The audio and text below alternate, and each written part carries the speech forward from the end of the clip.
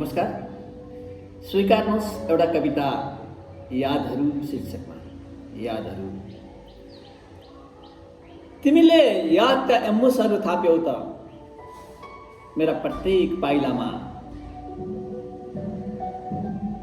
तिमी कसरी यादहीन बन्न सक्छौ? तिमीले यादका स्पोटलाइटहरू लगायौ त मेरा आँखाहरूमा। तिमी कसरी यादगार नबन्न सक्छौ? अनि यादकै लागि मेरो बेडको आधा भाग रित्तो बनायौ त। तिमी कसरी बिर्सिन सक्छौ?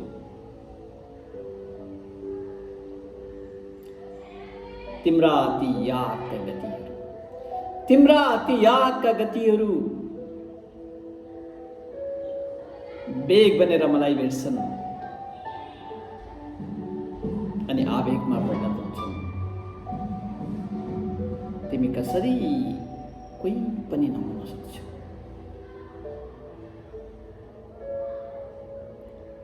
खै मेरो तनलाई तिम्रो पछ्यौरीको सबकोले छोएन। मेरो तनलाई तिम्रो पछ्यौरीको सबकोले छोएन।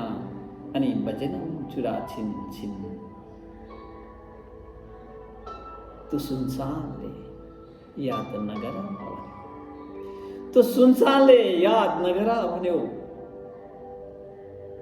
तब त म कसरी याद नगरिरहन सक्छु? जे भयो भयो त्यो बिर्सनु पर्छ। त्यो विगत थियो तिमी भन्छौ नि। बिर्सनु पर्छ। त्यसैले त मेरा यादहरू झन जीवन्त बने। अब तिम्रो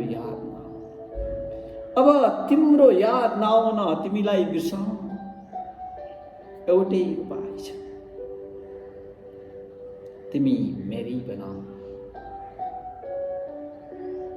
अनि सँगसँगै बसौँ।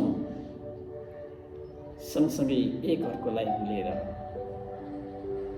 ती यादहरूलाई यादगार बनाऊ। धन्यवाद। Happy Valentine's day.